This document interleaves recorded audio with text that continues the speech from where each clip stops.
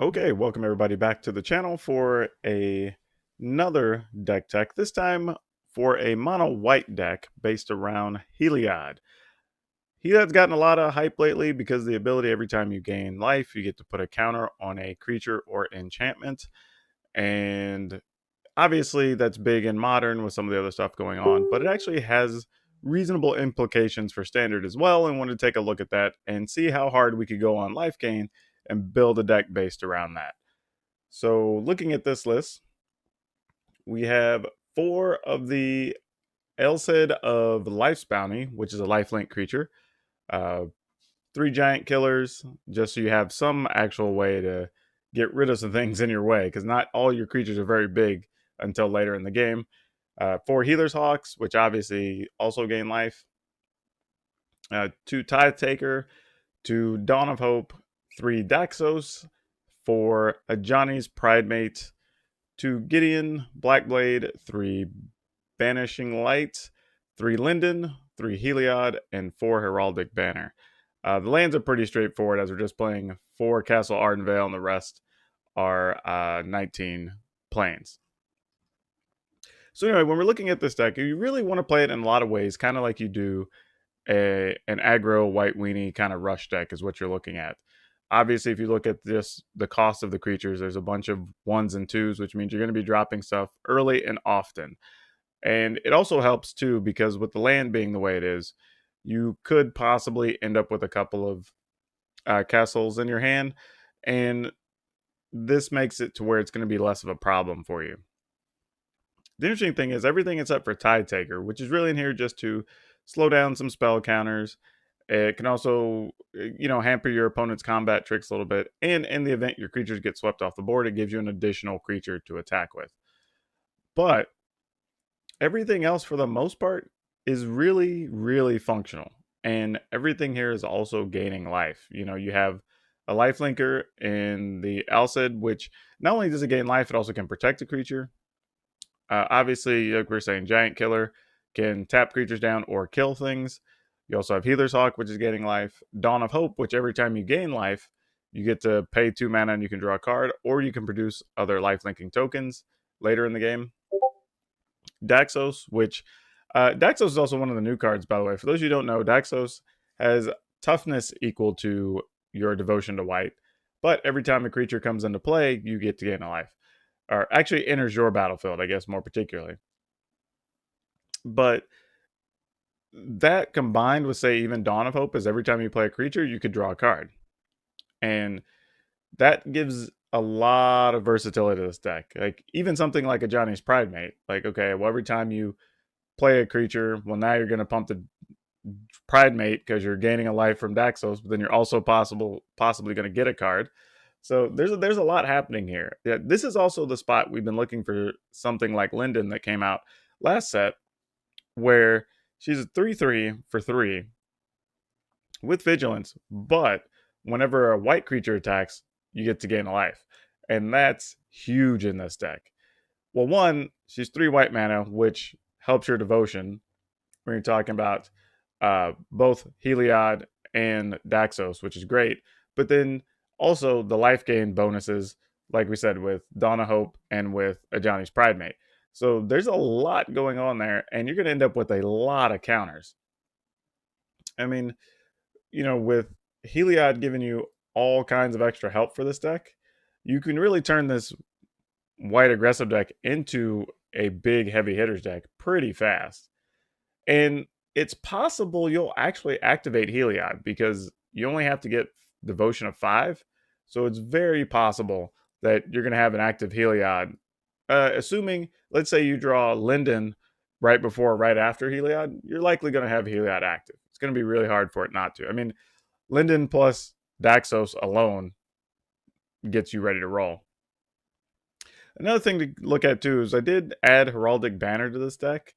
It turns out it may not even be necessary, but I wanted it to be there in case you needed a way to pump your creatures up just a little bit to keep them threatening, because you do have a lot of 1 and 2 power creatures, and for some reason, let's say you don't resolve a Heliod or whatever, you still wanted to be able to get extra damage through.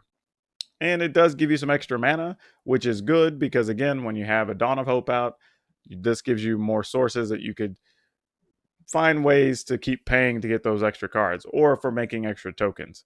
So it has a lot of versatility in this deck. Like, normally I wouldn't be as big a fan of these small aggro decks, but there was a version that actually did pretty well at the end of last season, and this kind of builds on that a little bit, but it's going from a different angle. That one was taking advantage of a bunch of the afterlife creatures and a bunch of the small flyers. This is actually saying, okay, I'm going to gain enough life that even the other aggro decks are going to struggle to beat me. Like, even if we're just trading blows, the other aggro decks are going to have trouble because you have so many sources of life gain.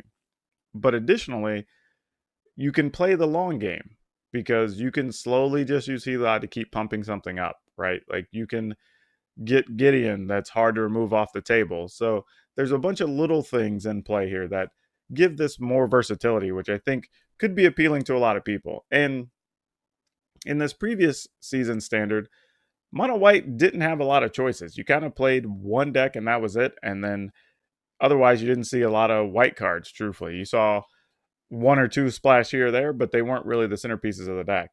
Now that we're stepping into Theros Beyond Death, this gives you a chance to play multiple different versions of white decks. I mean, you could also play a version that would be heavy on enchantments or whatnot, and like that's a way you can go. But here, I think focusing on the lifelink and the life gain really gives this deck a clean, cohesive, straightforward hit. And the other thing is, too, this isn't an expensive deck to build. I mean, if you were to go out and build this right now, Heliod's are a little pricey just because they're going to be brand new, but like Gideons aren't super expensive. And most of these other cards are all low cost as well. So if you're looking for a budget friendly competitive deck, this is something else you can look at as well. Going into the sideboard, we're kind of filling out some of the cards from the main deck. So where you have 2 or 3 of things, we're putting a couple of them in the sideboard. So you have an extra giant killer, an extra tide taker. Again, giant killers, you're just playing against other big things. You're playing tide taker to prevent things like control decks and such with all the spell counters. Disenchants, obviously what they're used for. Devout decrees for usually you're going to be bringing in against stuff like the red white or red black aggro decks, but there's some few odds and ends where you'll just need to get rid of big cards in those colors.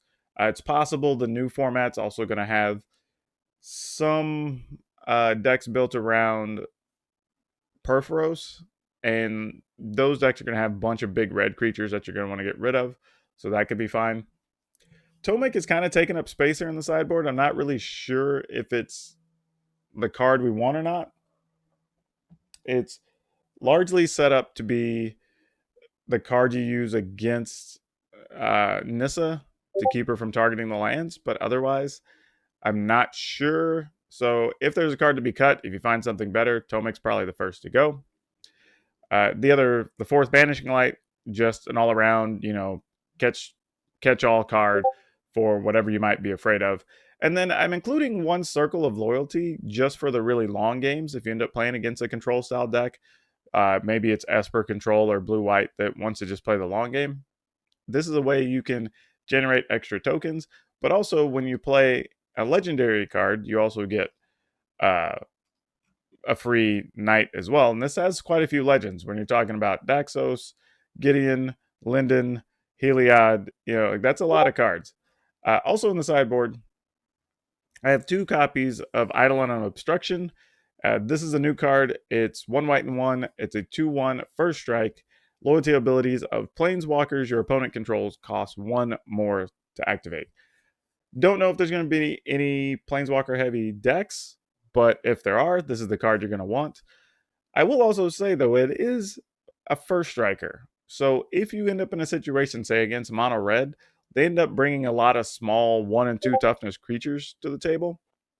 So that could be the matchup where you want to bring in Giant Killer, Eidolon of Obstruction, Tide Taker, and Tomek, and then just take out some of your spells.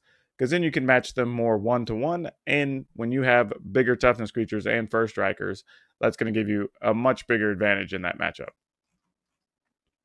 But overall, yeah, I think this is a good budget build. I think if you were just coming back into the game, or you're a fan of the white weenie style decks and you haven't had one you could play for a while, this is really should be right up your alley. I mean, this is easy to play. Your game should be very fast, one way or the other. And like I said, you do have some options to play the long game, which is where other white weenie decks generally struggled. So only thing I would say with this is take time and learning how all your triggers interact, because there are a lot of triggers in here. When you're talking about, like, Daxos is going to trigger, you're going to have Dawn of Hope, which is going to sometimes trigger for you to be able to draw a card. You have Ajani's Pridemate, which is also going to gain counters. You also have Linden, that when you attack, there's life gain triggers.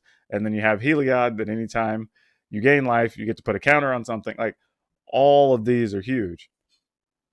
I mean, even think about it this way, like, Linden actually triggers when the creature attacks.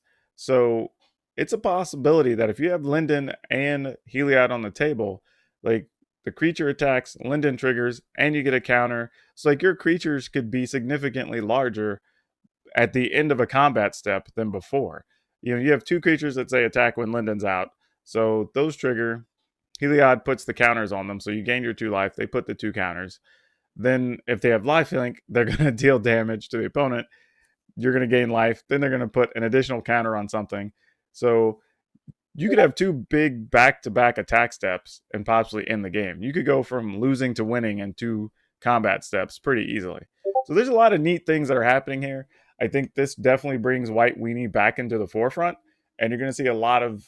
I wouldn't be surprised to see a lot of this deck, honestly, because it's going to be pretty affordable to build, and it's actually looks like it's going to be pretty solid.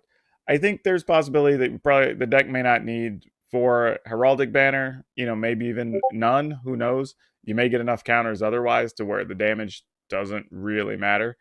But I'm at least starting at this base to see where it goes.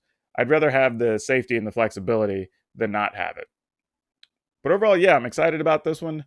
It's definitely one I'm going to be booting up in the streamer early access event.